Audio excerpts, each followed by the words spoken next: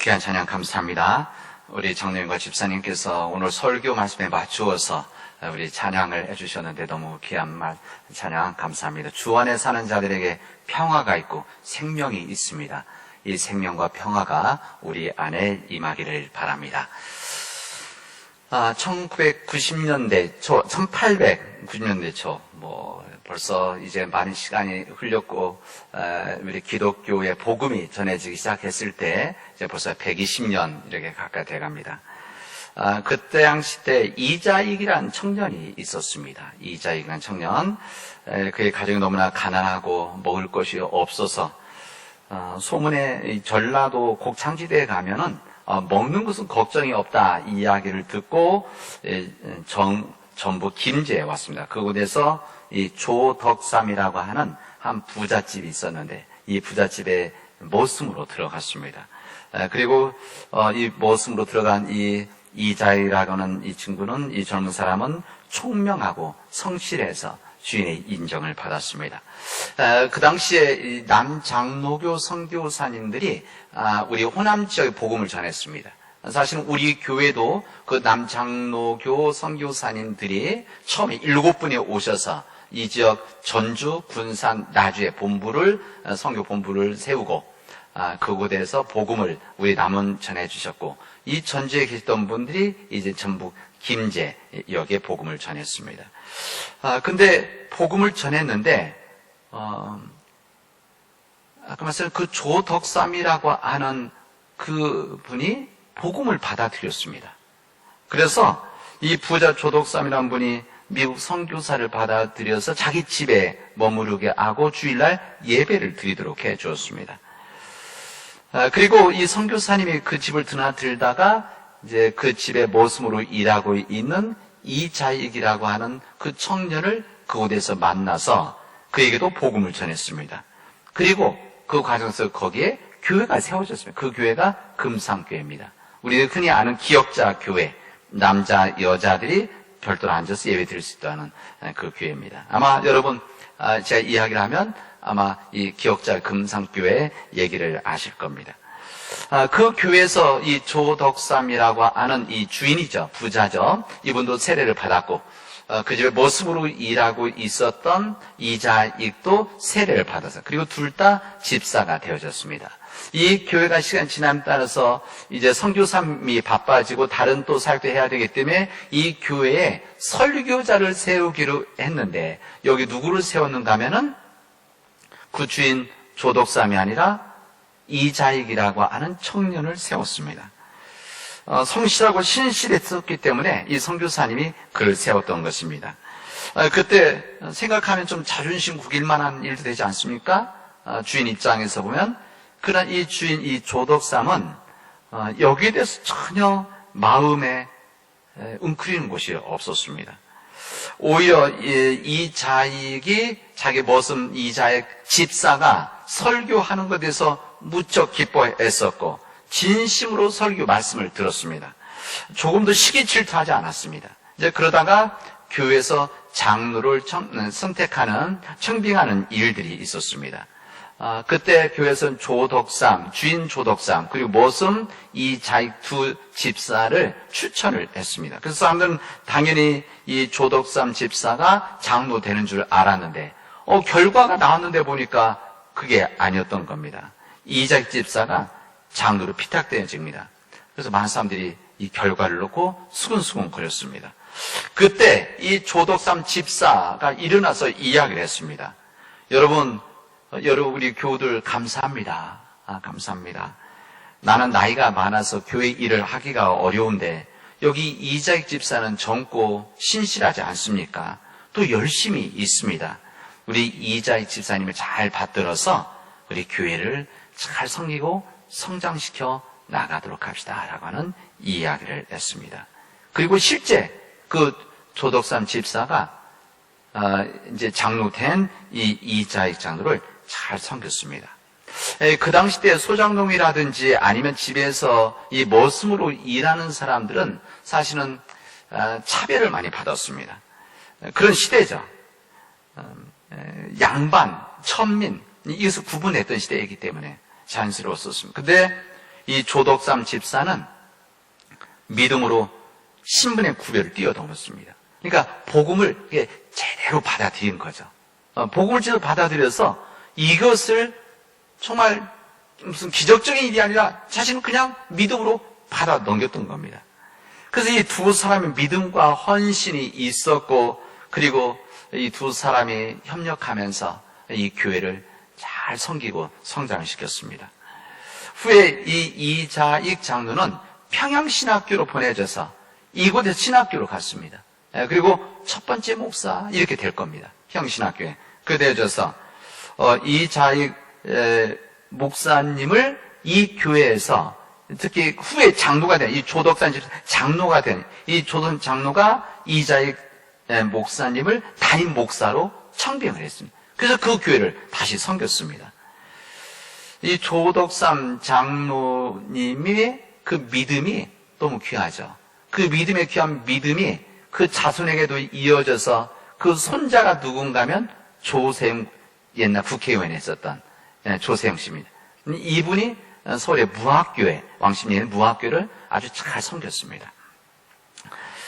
이렇게 조덕삼 이 장로님이 자기 모순되는 이자익 집사를 설교자로 받아들이고 또 장로로 받아들이고 목사로 섬길 수 있었던 것, 이 일이 쉬운 일은 아닙니다.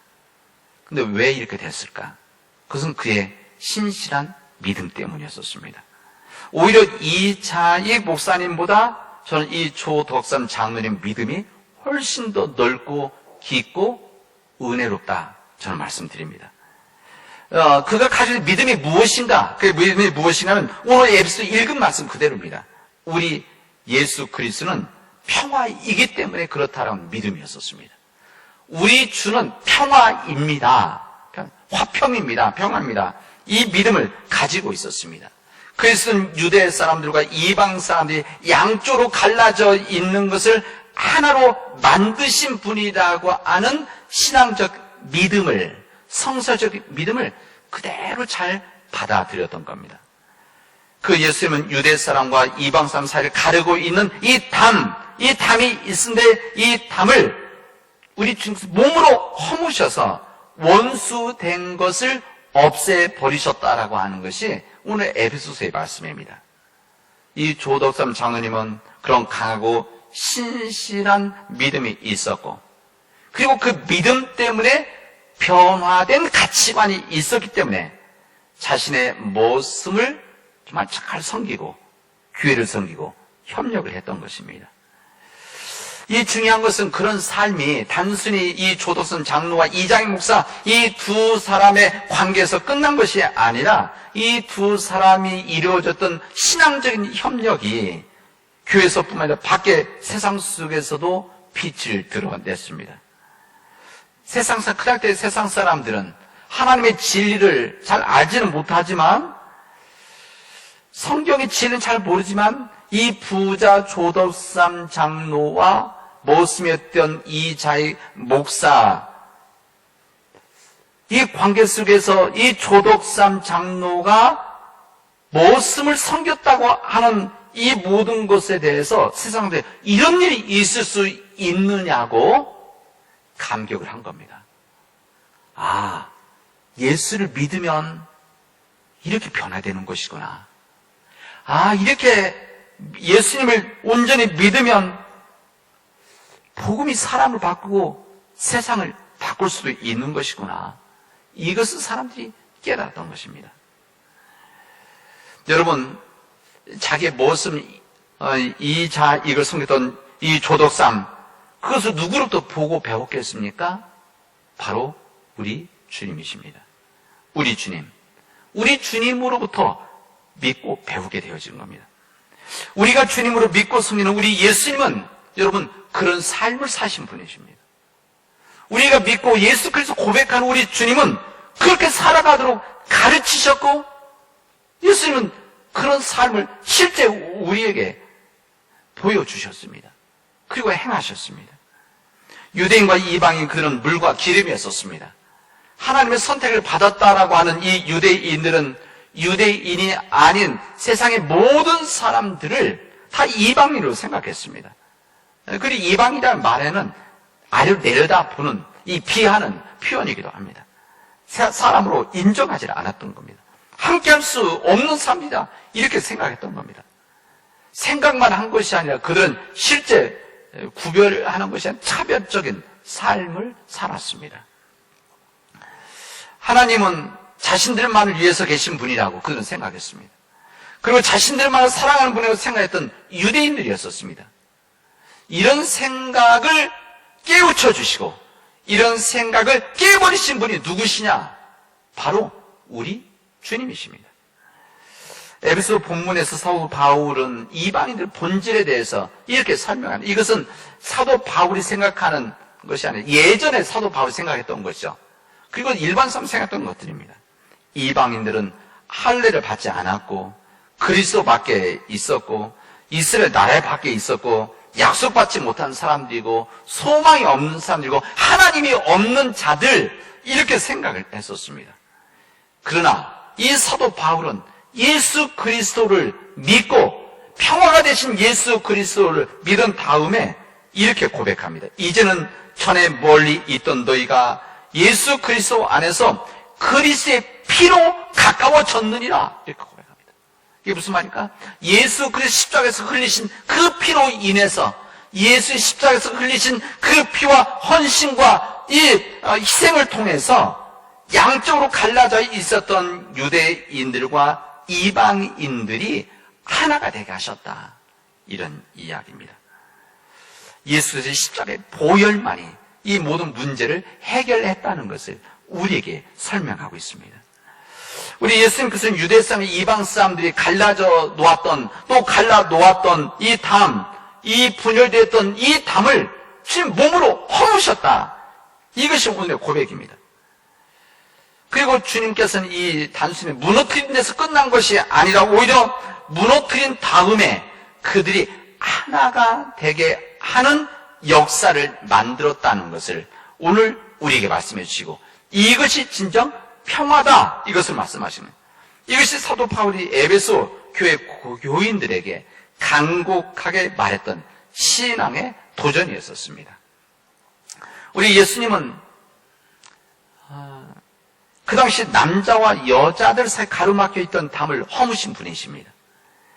인구 숫자를 따질 때도 여자들은 숫자를 헤아리지도 않았습니다. 여자로 태어나지 않은 것을 기도할 때 감사로 여기는 그들이었었습니다.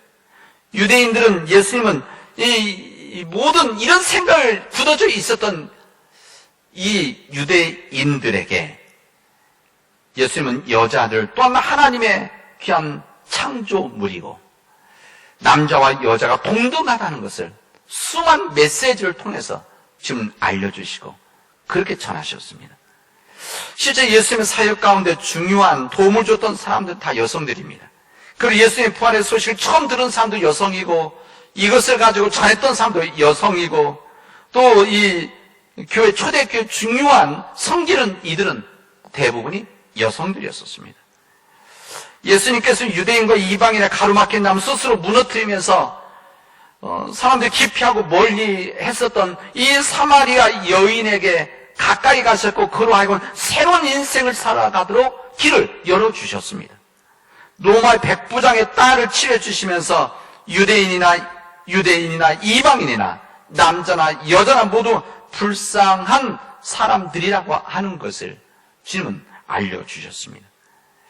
예수님께서는 건강한 사람들이나 아픈 사람, 병든 사람들, 이 사람들을 가로막혔던 이 담을 허무신 분이십니다.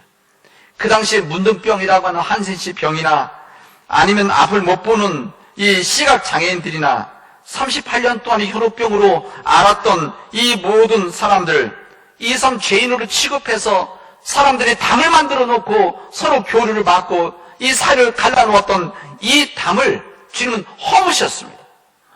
그래서 그들을 불쌍히 여겨서 치료해 주심으로 인해서 막혔던 담을 헐고 건강한 사람과 병든 사람들이 함께 살아갈 수 있는 놀라운 은혜를 우리에게 알려주셨습니다. 우리 예수님께서는 부자들과 가난한 자들 사이에 막혀있던 담을 허무신 분이십니다. 하나님의 눈으로 보기에는 모두 다 죄인입니다. 50보 100보죠. 큰 차이가 없습니다. 모두 다 죄인들이고 부족한 사람들 때문에 주님께서는 차별이 없으셨습니다. 우리 주님께서는 부자들 외면하지 않으셨습니다. 외면하지 않으시고 오히려 그들에게는 사랑을 가지고 탐욕을 버리고 가진 것을 나누는 말씀으로 가난한 사람들과 함께 할 것을 말씀하셨고, 우리 주님께서는 가난한 사람들에게는 천국에 대한 말씀을 가지고 위로함으로 절망치 않고 희망을 가지게 함으로 부자들과 가난한 사람들이 함께 더불어 살아나가도록 주님은 인도를 해주셨습니다. 이렇게 가로막혀 있던 담을 허무시고 둘을 하나로 만들어 평화를 이루신 분이 누구냐? 우리가 믿고 있는 주님이십니다. 우리가 주님을 믿는다는 것은 마음속에서 믿음에서 끝나는 것이 아니라 믿고 있기 때문에 믿는 분의 말씀을 지키는 것이고 우리가 실천해 나가는 겁니다.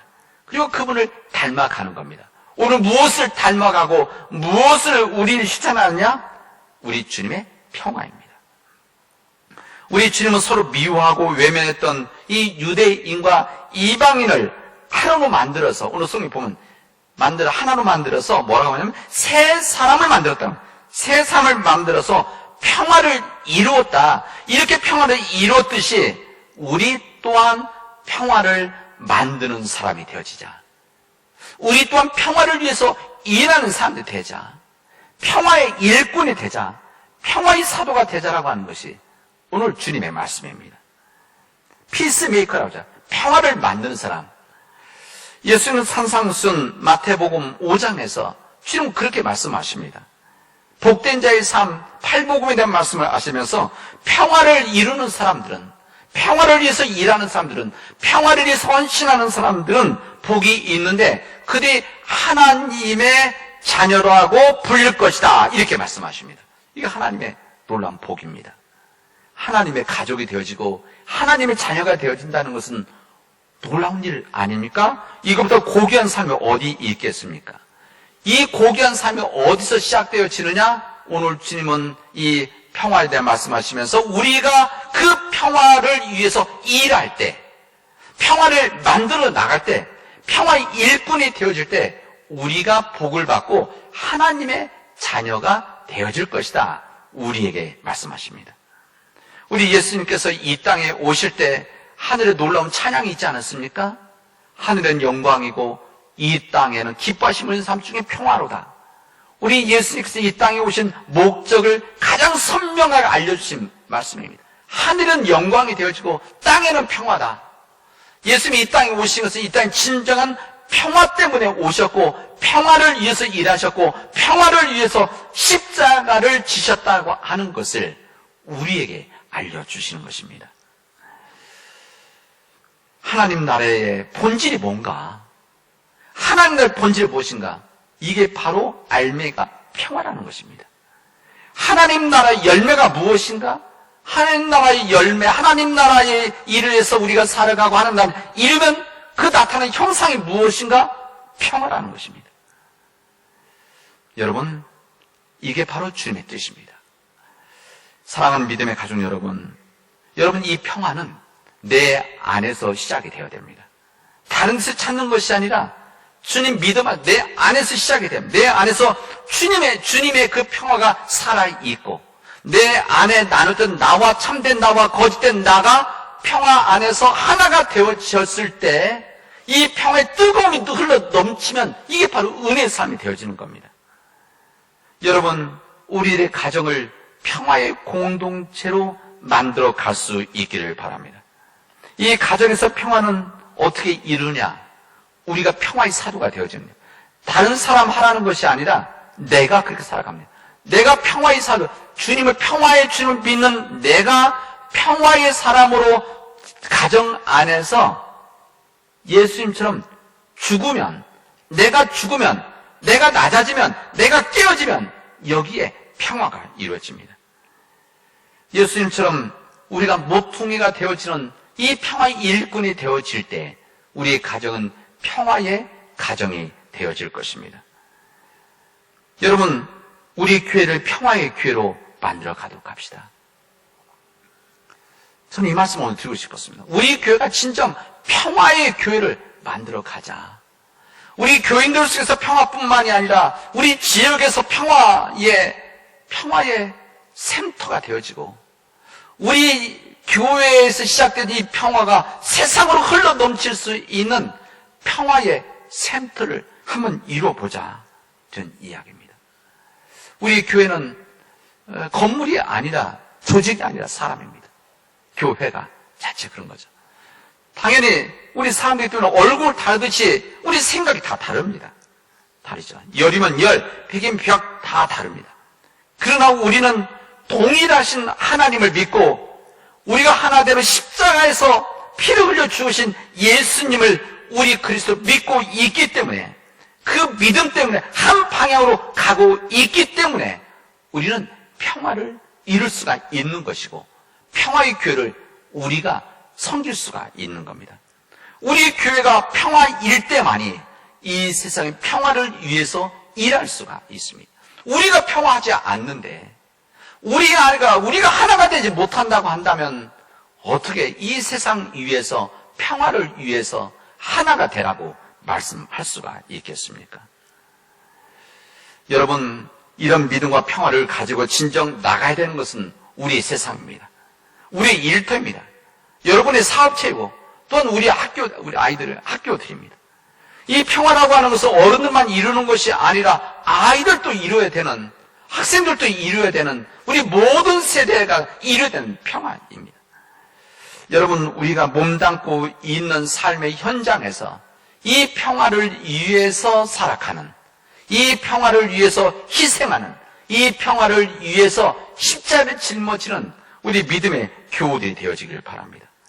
평화의 사도, 우리 마태복음 5장대로 한다면 평화를 이루는 사람, 피스메이커, 평화를 만드는 사람이 되십시오. 여러분들의 화려한 말이 아니라 이 평화의 마음을 가지고, 화려한 말이 아니라 불쌍히 여기는 마음을 가지고, 평화의 그냥 화려한 말이 아니라 진실한 마음을 가지고 있다면 여러분들은 여러분이 있는 모든 곳에서 평화의 사도가 되어질 것입니다. 여러분, 그 일을 감당하기를 바랍니다. 그리고 감당해 나가도록 합시다. 혹시 여러분들 때문에 평화가 깨어진 공동체가 있습니까? 여러분들 때문에 혹시 평화 깨진 관계들이 있습니까? 그러면 여러분 회개하시길 바랍니다. 회개하고, 내가 이제 나로 인해서 평화 깨어졌지만 이제 나로 인해서 하나가 되어지고 화목해지고 따뜻해지는 공동체를 만들겠다고 하나님께 약속하고 기도하고 그 길을 걸어갈 수 있길 바랍니다. 그리고 내가 죽어서, 예수님처럼 내가 죽어서 내 안에서 예수 그리스도가 나를 지배함으로 인해서 내가 평화의 일꾼으로 사도로 살겠노라고 여러분 하나님 앞에 약속하시고 그렇게 살아나가십시오.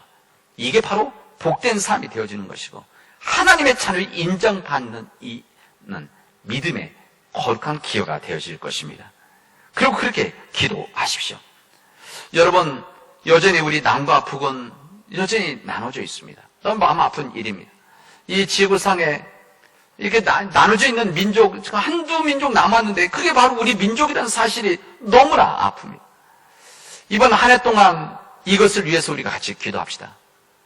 오늘 구약에 있는 이 말씀, 에스겔서에 있는 말씀은 이 북이스라엘과 남유다, 이 하나님 뜻대로 살지 못하고 흩어져 있던 이들이 에스겔 환상을 통해서 여기에 이스라엘을 쓰고 여기 남유다를 써서 하나로 묶어서 내 안에서 하나가 되어지게 할 것이라고 하는 이 하나님 놀라운 이 환상과 같은 이 말씀이 우리 민족 안에서 이루어지길 바랍니다. 이 평화를 위해서 여러분 또한 기도하도록 합시다. 여러분, 우리는 이 코로나 바이러스 이 상황 1년째 이 시간 과정을 걸어가면서 우리를 움츠리고 우리가 피하고 외면하는 것이 아니라 이때 우리가 어떻게 하면 이 부름받은 자의 삶을 온전히 살아갈 것인가, 이 부름받은 우리 교회가 어떤 이 평화의 사도의 역할을 해나갈 것인가, 특히 우리에게 선교를 허락해 주신 이 남원 땅에서 내가 어떤 일들을 통해서 평화의 일꾼으로 일해 나갈 것인가를 고민하고 기도하고 또는 결단할 수 있는 우리 믿음의 가족들이 되어지길 바랍니다. 우리 교회가, 우리 교인들이 그 일을 감당하도록 합시다. 그래야만 우리 교회가 예수 그리스도의 참 빛이고 희망이 되는 것 아니겠습니까? 이번 한 해 동안 주님과 동행하면서 평화의 왕으로 오신 평화의 사도이신 주님을 믿고 평화의 사도로서 이 땅을 살아가는 우리 사람 믿음의 가족들이 되어지를 주님의 이름으로 축원하겠습니다. 기도합시다. 은혜가 풍성하신 하나님 감사합니다. 우리에게 귀한 믿음 주셔서 평화의 주님 예수 그리스도 믿게 하시고 우리가 평화로 인해서 하나님의 자녀가 되게 하신 것 감사합니다. 우리 교회가 되게 하신 것을 감사합니다. 평화로 이 땅에 오셨던 그 주님, 그 주의 몸된 우리 교회가 이 땅의 평화를 위해서, 우리 교회의 평화를 위해서 온전히 주님 앞에 모시고 기도하고 섬기고 또한 십자가를 짊어지는 우리 교우들이 되어지도록 역사하여 주시옵소서. 이 모든 말씀을 예수님의 이름으로 기도합니다. 아멘.